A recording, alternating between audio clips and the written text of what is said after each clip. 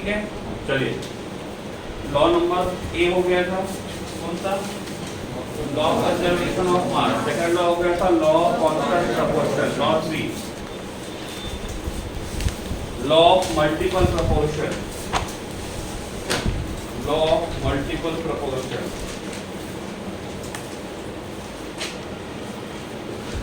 Law of multiple proportion.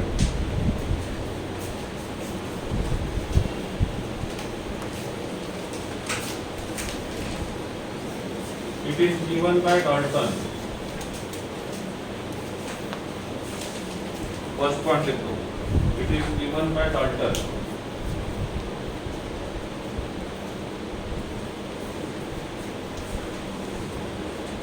It is given by Dalton.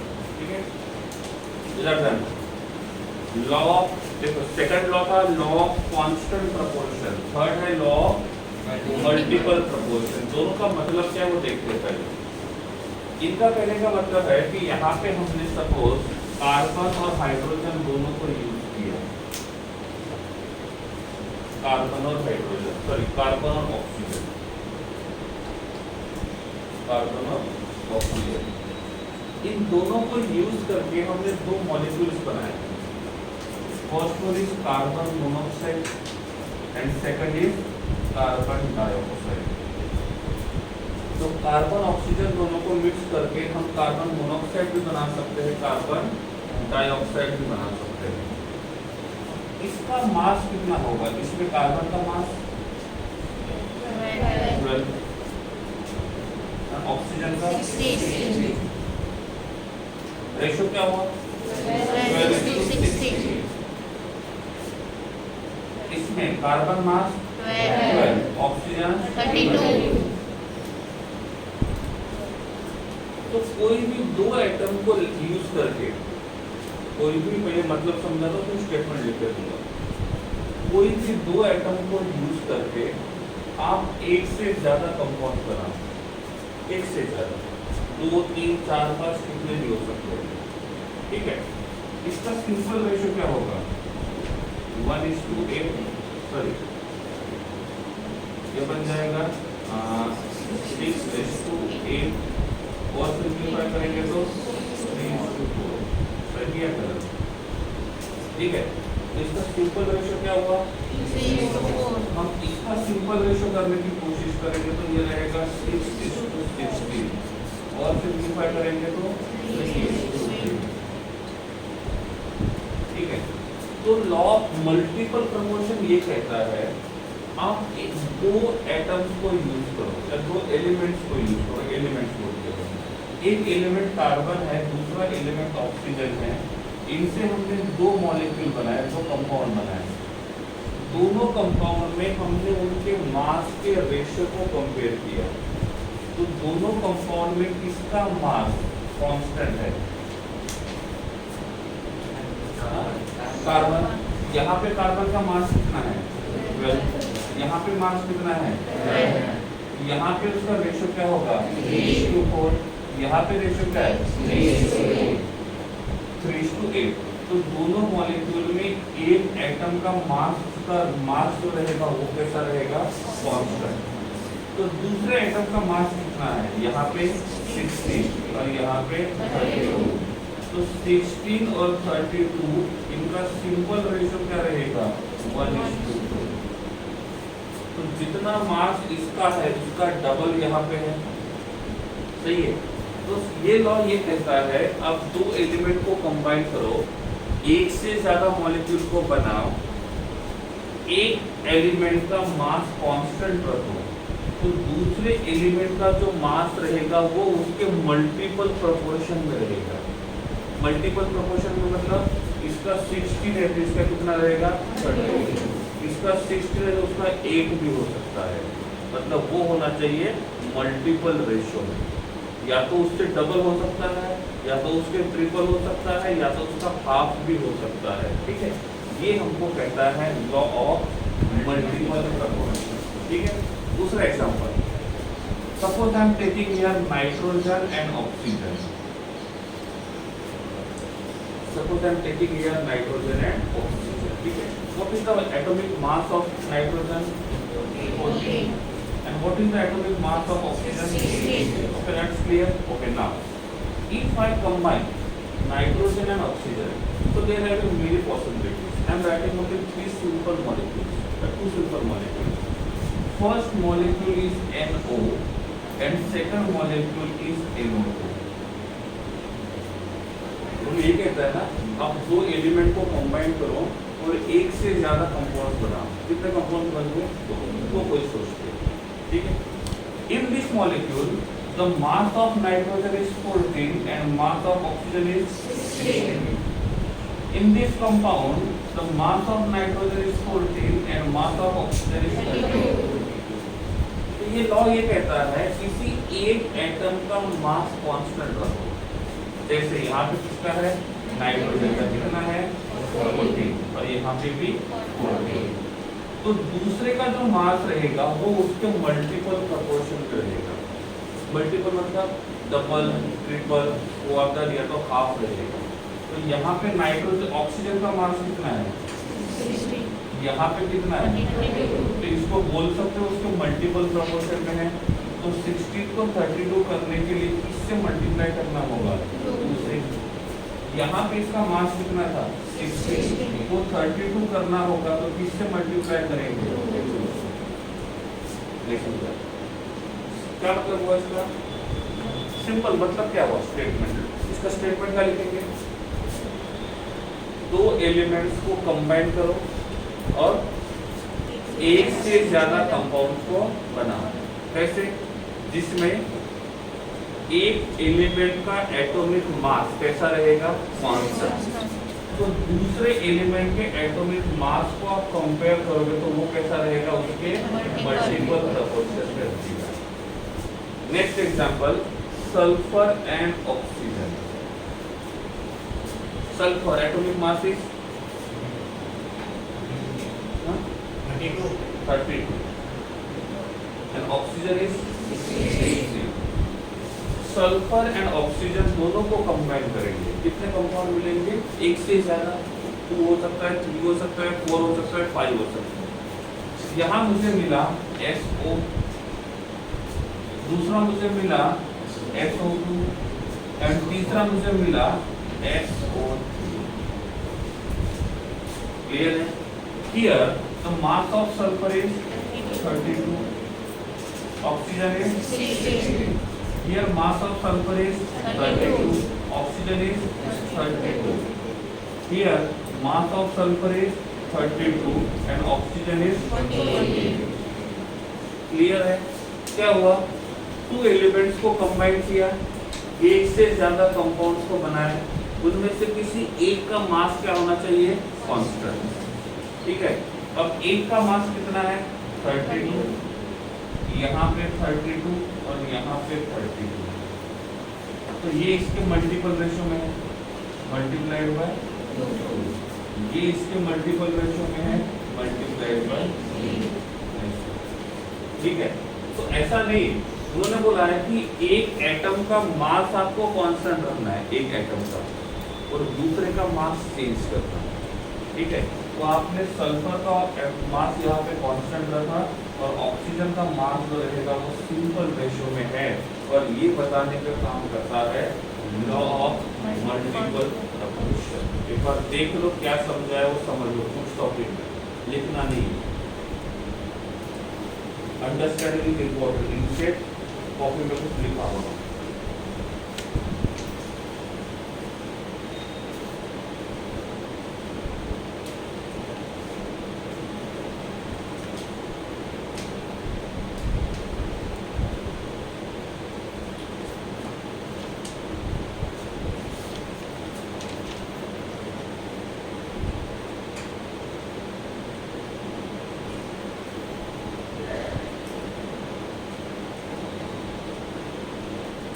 बोलो, clear है? एक example यहाँ पे ऐसा है, H2O एंड H2O2। क्या ये दोनों लॉ ऑफ मल्टीपल प्रोपोर्शन को फॉलो कर रहे हैं या नहीं कर रहे? अपना आंसर अपने पास रखना है, सोचने के लिए 30 सेकेंड है। H2O एंड H2O2 ये दोनों के दोनों लॉ ऑफ मल्टीपल प्रोपोर्शन को फॉलो कर रहे हैं या नहीं? यस तो कैसे और नो तो कैसे?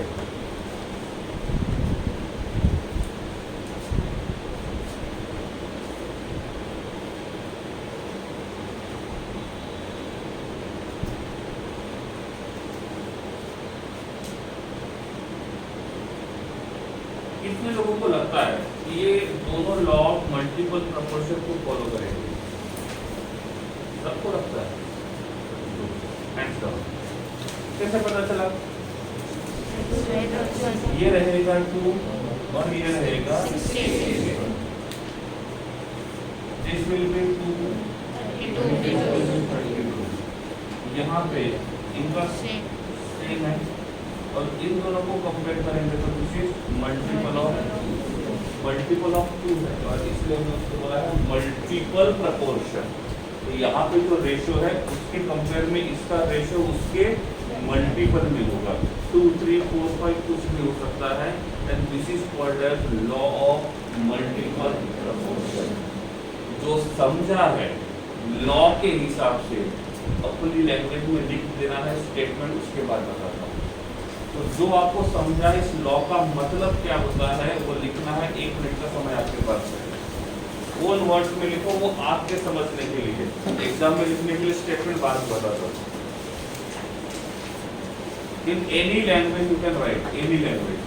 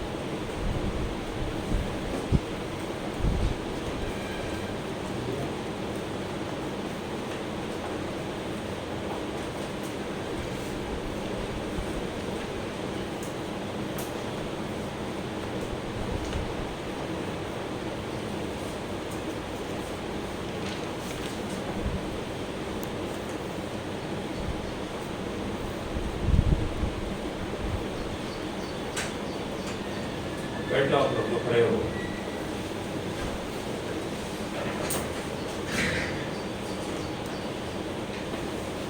हो गया? अब स्टेटमेंट लिखो। When two elements combine, when two elements combine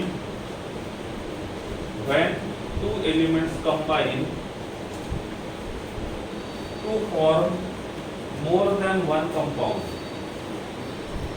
to form more than one compound, to form more than one compound, then the mass of one element, the mass of one of the elements, the mass of one of the elements which combined with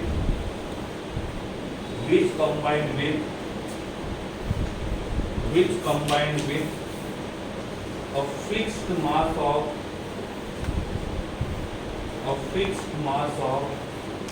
other element in simple ratio.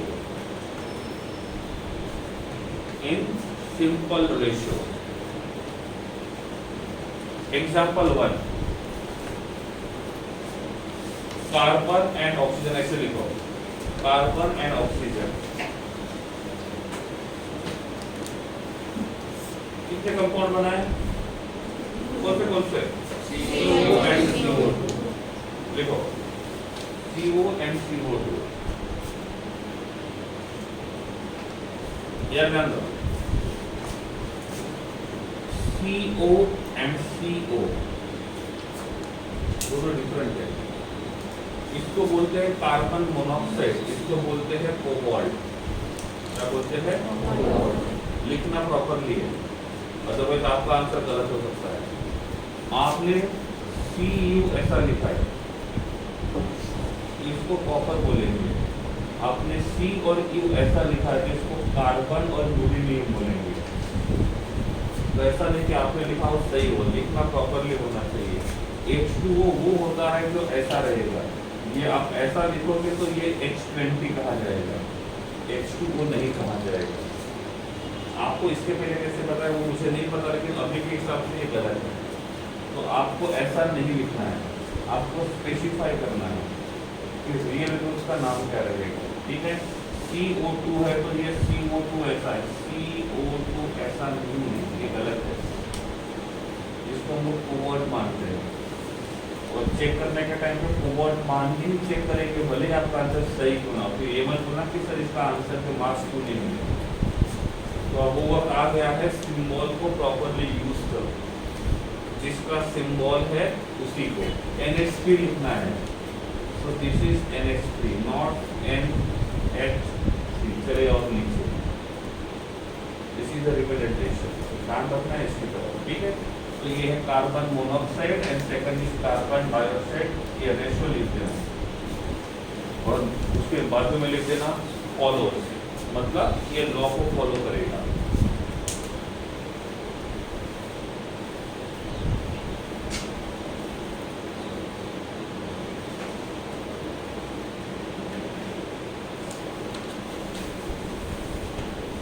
Second, sulphur and oxygen.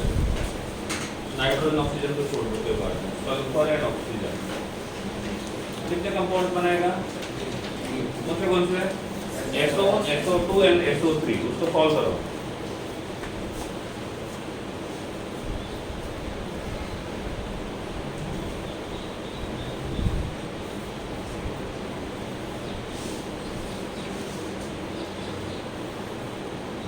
और में follow लिखना है, not follow लिखना है।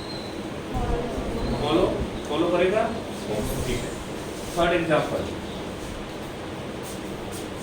Carbon and hydrogen दोनों को combine करना है, कार्बन एंड हाइड्रोजन।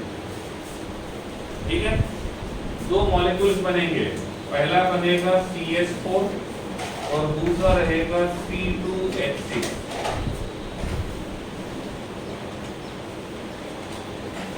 पहला बनेगा CH4 और दूसरा रहेगा C2H6।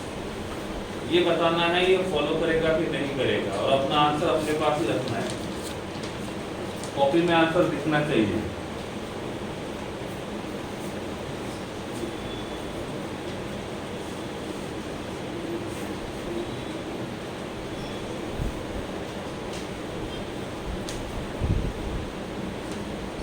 Follows, suppose I am writing here nitrogen and oxygen, and I am writing here one molecule is N2O and second molecule is N2O4. Follow करेगा नहीं करेगा? Yes. कैसे? One nitrogen is 14, two nitrogen is 28, one oxygen is 60, two nitrogen is 28 and this is 64। 28 common है, यहाँ से यहाँ गए, कितना मल्टीपल है? मल्टीपल ऑफ 4 हो जाएगा। तो लिख देना फॉलोस करके। एग्जाम में क्वेश्चन कैसे आएगा वो बता दो जाता है सब्जेक्ट में। ऐसा एक पेयर है, ऐसा ये दूसरा पेयर है, ऐसा तीसरा पेयर है, ऐसे चौथे पेयर है, ऐसे एक से ज्यादा पेयर को दिया जाएगा और ये पूछा जाएगा इनमें से कौन सा पेयर इस लॉ को फॉलो करता है, या तो कभी कभी ये पूछा जाएगा इनमें से कौन सा पेयर इस लॉ को फॉलो नहीं करता है। तो क्वेश्चन प्रॉपर में पढ़ना, फॉलो कर रहा है तो नहीं कर रहा है। ठीक है, लॉ तो वही है, तो क्वेश्चन दोनों साइड से पूछा जा सकता है कि फॉलो करेगा कि नहीं करेगा। ठीक है, इस प्रकार एग्जाम्पल तो ये होगा।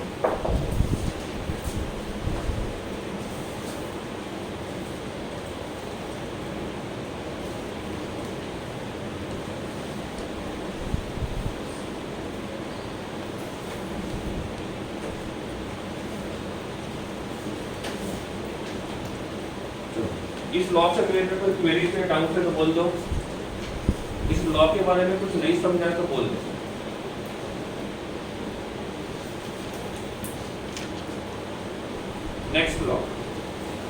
शायद वो एनसीईआरटी में नहीं है।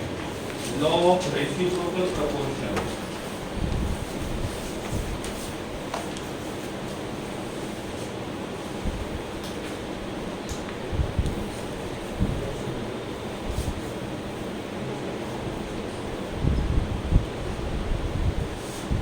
Law of reciprocal proportion,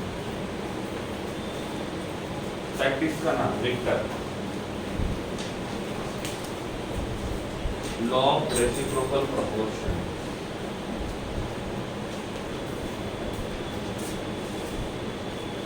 in bracket, जैसे इसका दूसरा नाम लिखो law of equivalent weight, law of equivalent weight, दो नाम है इसके, लॉ ऑफ रेसिप्रोकल प्रोपोर्शन और लॉ ऑफ इक्विवेलेंट वेट।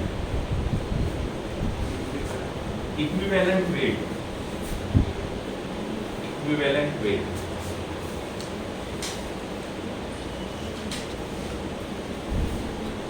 ठीक है। अब आपको इक्विवेलेंट वेट पता है? Equivalent weight equal weight, no, equivalent weight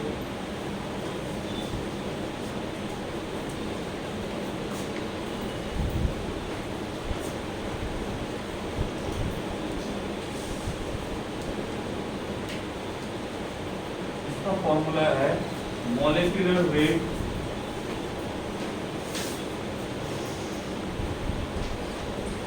divided by n।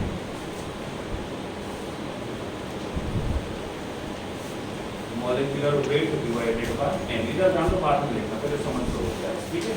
तो फॉर्मूला क्या है? Molecular weight divided by n। Question is that what is n? What is n? n का पहला मतलब होता है उसका वैलेंसी,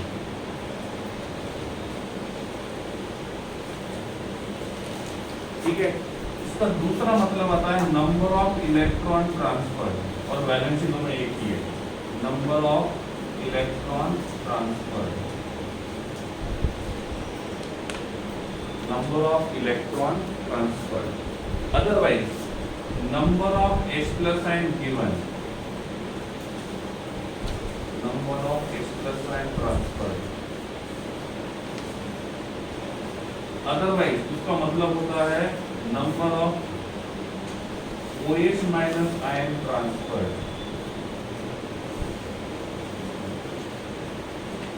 ठीक है, इस प्रकार से। तो इनमें से कोई भी एक मतलब हो सकता है। इसका मतलब इक्विवेलेंट वेट में n का मतलब क्या होता है बताता हूं मैं, ठीक है। इधर ध्यान दो, यहाँ पे हमारे पास एल्यूमिनियम है, and aluminium is converted into aluminium plus 3, aluminium is converted into aluminium plus 3। So here oxidation number is 0, here oxidation number is plus 3। मैंने आपको लिख के बताया था ऑक्सीडेशन नंबर बढ़ना और कम होना। इफ ऑक्सीडेशन नंबर इंक्रीजेस, इसका मतलब loss of electron, and if oxidation number decreases it means gain of electron। okay यहाँ तक। now oxidation number is 0 and oxidation number is plus 3, oxidation number increases by 3, oxidation number increases by 3। इसका मतलब कितने electron transfer होंगे? Loss होगा, gain होगा? तो यहाँ पे लिखेंगे -3 इलेक्ट्रॉन, क्या लिखेंगे? -3 electron from left to right. जो प्रोसेस हमारा लेफ्ट टू राइट है, in this process there having transfer of 3 electron, so in this reaction value of n will be 3, value of n will be 3। Clear है कैसे calculate किया? इधर का oxidation number कितना है? इधर का कितना है? +1 से प्लस, सॉरी 0 से +3 में गया, कितने का चेंज हुआ? 3 का। It means transfer of 3 electron, so n will be 3, number of electron transfer, और वैलेंसी दोनों सेम ही है, ठीक। Now I am writing here calcium, and calcium is converted into calcium +2, what will be the value of n? Oxidation number is 0. Oxidation number is +2. 0 से +2 पे गए. Oxidation number increases by 2. Loss of electron, gain of electron. How many? यहाँ पे लिखेंगे loss of 2 electrons. So here n value will be 2. Suppose I am writing here Fe plus 2 is converted into Fe plus 3. What is the value of n? n positive या negative नहीं रहेगा, n only value रहेगा chargeless. ठीक है, यहाँ पे लिख देता हूँ न्यूट्रल में. न्यूट्रल का मतलब ना ही पॉजिटिव चार्ज आएगा ना ही नेगेटिव चार्ज आएगा. ठीक है, okay. Here oxidation number is +2, oxidation number is +3. तो यहाँ से इधर गए, oxidation number increases by 1. So loss of 3 electrons, so n will, sorry, 1 electron, so n value will be 1. यहाँ तक क्लियर हुआ? Okay. Second thing, HCl, acid है, base है. क्या देगा? एक HCl के पास कितने H+ आयन है? तो ये कितने H+ आयन देगा? एक रहेगा तो एक ही देगा ना. तो ये एक H+ आयन देगा और बनेगा Cl-. तो इस HCl ने कितने H+ आयन दिए? 1. और देखो n का मतलब होता है number of H+ ion transfer. Transfer मतलब देना या तो लेना, दोनों आ गए उसमें. तो इसमें कितने H+ आयन ट्रांसफर किए? 1. तो इसके लिए n का वैल्यू कितना होगा? 1. क्लियर है? ओके. अब आपको ये तो बता दिया मैंने वो एसिड है, और मैंने ये भी बता दिया उसके पास कितने हाइड्रोजन है. क्या आप यहाँ से ये पता लगा सकते हो कितने हाइड्रोजन देगा? क्वेश्चन रिपीट कर दो. एक मॉलिक्यूलर फॉर्मूला बता दिया मैंने, ये बता दिया कि एसिड है, और एसिड होगा तो क्या करेगा? H+ आयन देगा ना. मतलब वो H+ आयन देगा, तो क्या आप मुझे देख के ये बता सकते हो कितना H+ आयन देगा? 1. यहाँ पे कितना है? 1. ठीक है बेटा. सपोज मैं यहाँ लिखता हूँ second one, that is called as H2SO4. नाम क्या है? Sulphuric acid. नाम क्या है? Sulphuric acid. और इसका नाम जब सल्फ्यूरिक एसिड है, इसका मतलब ये किसका काम करेगा? एसिड. और जब ये एसिड का काम करेगा तो इसके पास कितने हाइड्रोजन है? ये कितने हाइड्रोजन दे सकता है? और जब ये 2 H+ आयन देगा तो ये क्या बनेगा? SO4-2. तो इस H2SO4 ने कितने H+ आयन ट्रांसफर किए? तो इसके लिए n का वैल्यू कितना हो गया? होगा. समझ में आ गया? क्लियर है? n का वैल्यू कैसे फाइंड करेंगे? अब मैं यहाँ लिखता हूँ, मेरे पास है AlOH/3. एसिड है या बेस है? कितने OH- है? कितने OH- देगा? तो n का वैल्यू कितना होगा? ये हो गया. बेस के लिए n का वैल्यू कितना रहेगा? कितना रहेगा? तो n पता चल गया. n का मतलब क्या होता है? या तो नंबर ऑफ इलेक्ट्रॉन ट्रांसफर करेगा, या तो H+ आयन ट्रांसफर करेगा, या तो H- आयन ट्रांसफर करेगा. ठीक है. अब मुझे इसका इक्विवेलेंट वेट निकालना है. क्या निकालना है? Equivalent wait.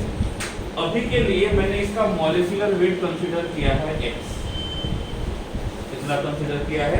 ये मॉलिक्यूलर वेट है. तो इसके इक्विवेलेंट वेट का फॉर्मूला क्या है? Molecular weight divided by n. अब इक्विवेलेंट वेट मुझे फाइंड करना है, तो मैं क्या करूंगा?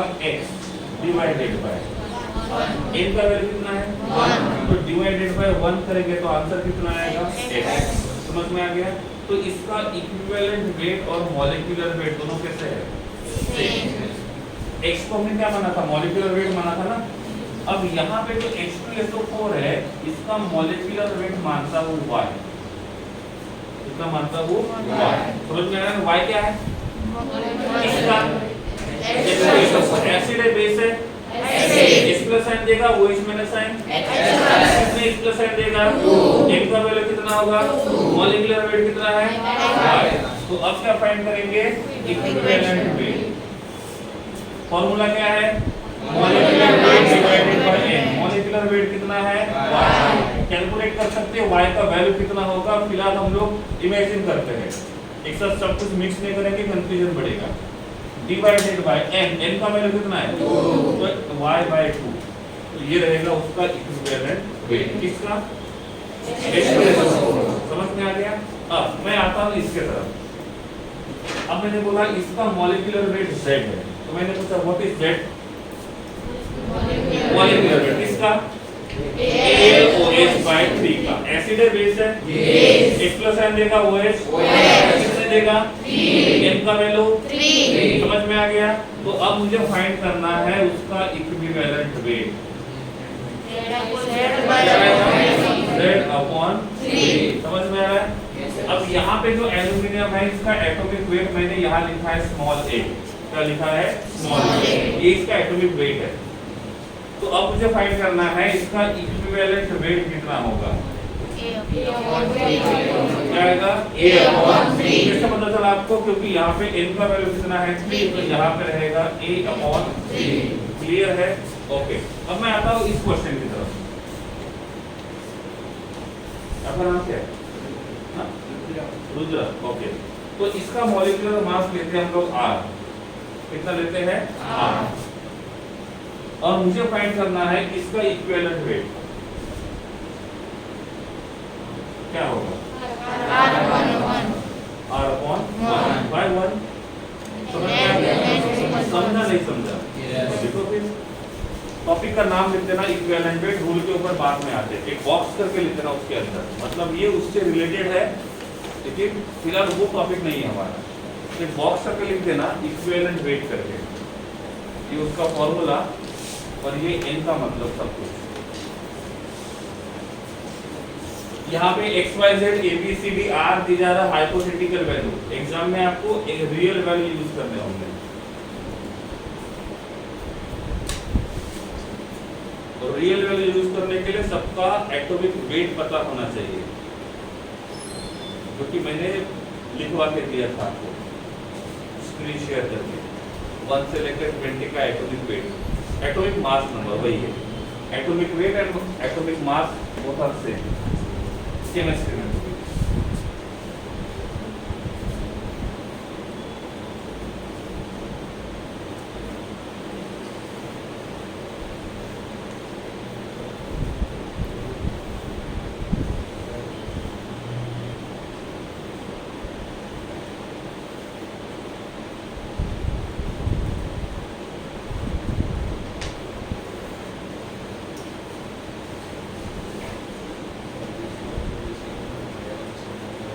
हाँ, वैलेंसी और number of electron transfer both are same, दोनों एक ही मतलब है। ठीक है, आप ये वैलेंसी नहीं लिखोगे तो भी चलेगा, वैलेंसी नहीं लिखोगे तो भी चलेगा।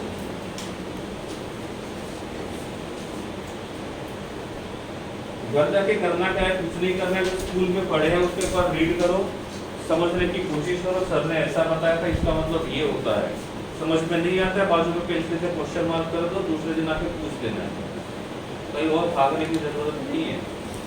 घर में रीड करने के लिए मिनिमम 2 या 3 घंटे होने चाहिए, देन कुछ वर्क करेगा। यहाँ से कहीं और जाते हो, कहीं और से घर जाते हो, घर से इधर आते हो, कुछ नहीं होगा, आउटपुट बिल्कुल जीरो। आपकी हर डाउट आपका यहाँ सॉल्व किया जाएगा। ये वाला जो लॉ है वो एनसीईआरटी में नहीं है, फिर भी बता रहे कि उसके ऊपर क्वेश्चन आते हैं।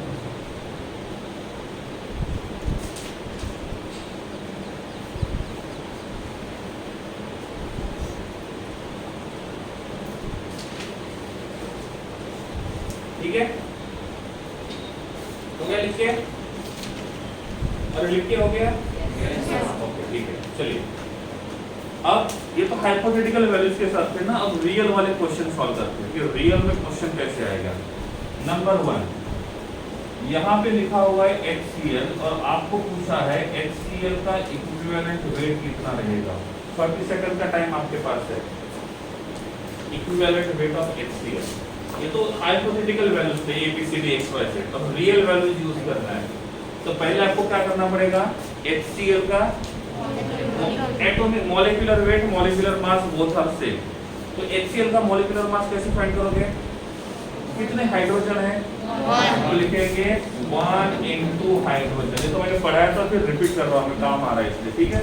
प्लस और कौन है? क्लोरीन। कितने क्लोरीन है? 1 into chlorine. Therefore 1 into hydrogen का atomic weight 1 plus 1 into chlorine का 35.5, तो ये बन जाएगा 36.5। तो इक्विवेलेंट वेट में 36.5। थोड़ी देर पहले बताया था HCl का N का वैल्यू कितना रहेगा? 1। तो क्या करेंगे? Divided by 1। तो किसी भी नंबर को 1 से डिवाइड करते हैं तो आंसर आधा हो जाता है। नो, उतना ही होता है, चेक कर रहा था। ठीक है, तो आंसर कितना रहेगा? 36.5। डन? नहीं समझा? ये लास्ट वन क्या नहीं समझा बोलो? लास्ट सेकंड समझा? सेकंड H2SO4 इक्विवेलेंट वेट ढूंढना है।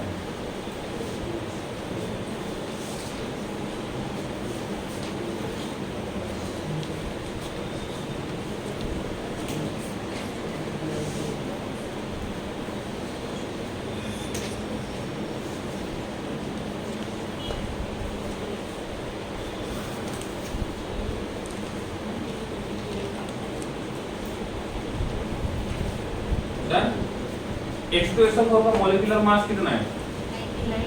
98। कैसे कैलकुलेट किया? हाइड्रोजन कितने हैं? 2, तो 2। सल्फर कितना है? 34 हो गया। ऑक्सीजन कितने हैं? 4, तो ये कितना हो जाएगा? 64। सबको मिला दोगे तो कितना आएगा? 98। कैलकुलेशन नहीं आता है प्लस माइनस, तो अभी भी कहीं पे फर्स्ट सेकंड स्टैंडर्ड के क्लासेस शुरू होंगे तो ज्वाइन कर सकते हो। क्या आपने सही तो है, तो एडिशन भी नहीं आता, मल्टीप्लिकेशन भी नहीं आता, तो 11 में क्या कर रहे हो? कितना? सबको लिखो यहाँ पे 49, मैं भी लिख देता हूँ। ये आपने बताया वो आंसर है, गलत रहेगा तो आप जिम्मेदार रहोगे। हाँ, जिम्मेदार नहीं हो? सही है, जिम्मेदार नहीं हो? तो ठीक है, तो जिम्मेदार नहीं हो, गैर जिम्मेदार, मतलब तो एक ही हुआ ना।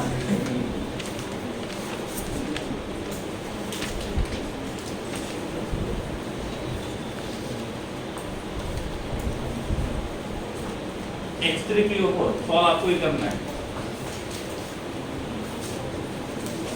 हमारा काम है रास्ता दिखाना, चलना आपका ही काम है।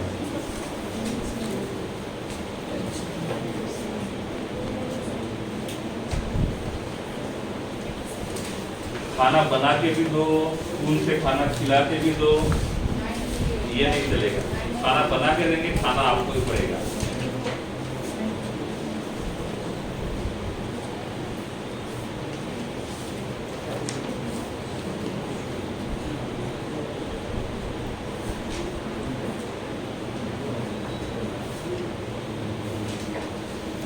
अब समझा एटॉमिक वेट क्यों लर्न करने के लिए बोलता हूँ? तो शुरुआत है, आगे इसका और काम पड़ता है। डन? Yes sir. कितना आया atomic weight? Atomic weight 101। Let's start. Hydrogen कितने हैं? हाइड्रोजन कितने हैं?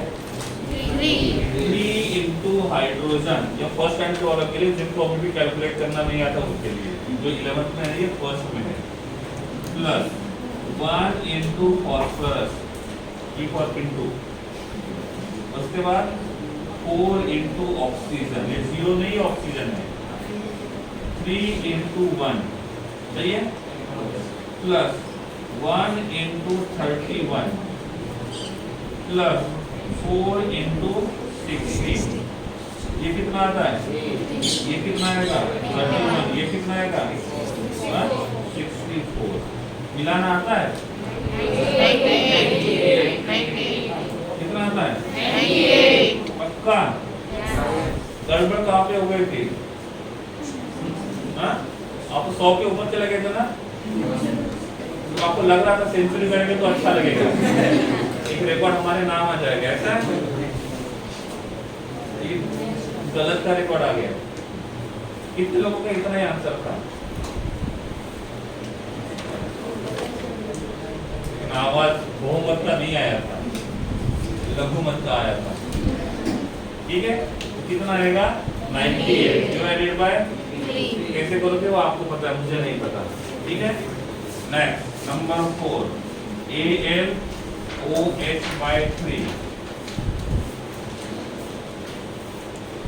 हाथ चलाओ जल्दी। में घर जाने के बाद जब तक हाथ दर्द ना करे ना तब तक ये नहीं लगेगा साइंस लिया करके।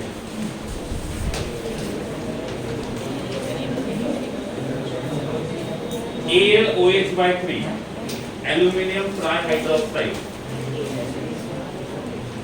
और अभी आपके कॉपी में कहीं किसी कॉर्नर में किसी का एटॉमिक वेट लिखा होगा और कभी कभी आप उसको देख भी रहे हो, मुझे पता है कुछ लोग।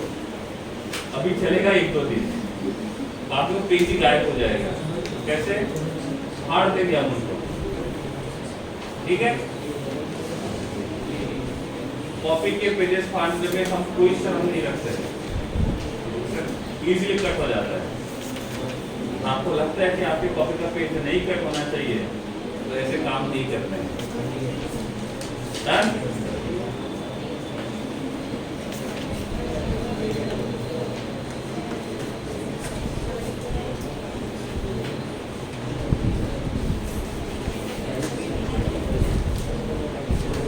ठीक है, अरे एक बार आंसर गलत हुआ इसका मतलब ये नहीं कि नेक्स्ट टाइम आंसर ही नहीं बताएंगे। 78 एटॉमिक वेट। एल्यूमिनियम का रहेगा 27, एक ऑक्सीजन का रहेगा, तो 3 का रहेगा और 3 हाइड्रोजन का रहेगा 3। समझ में आ गया कितना आएगा? तो इसमें इक्विवेलेंट वेट कितना रहेगा? 78 डिवाइडेड बाय 3। समझ में आ गया? नहीं समझा? अभी भी डाउट है? Number 5 last example NaOH।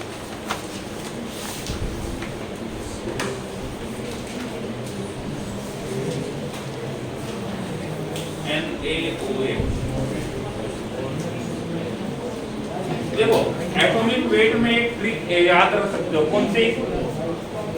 बहुत सारे ऐसे एलिमेंट्स है 20 वाले जिनका एटॉमिक नंबर से डबल उसका एटॉमिक मास नंबर है, बहुत सारे। तो उनको याद रखो जो डबल नहीं है, और कंसीडर कर लो कि बाकी वाले का एटॉमिक मास जो रहेगा वो एटॉमिक नंबर से डबल 40 डिवाइडेड बाय आंसर कितना आएगा? वेरी गुड, अब आंसर अच्छे आ रहे हैं।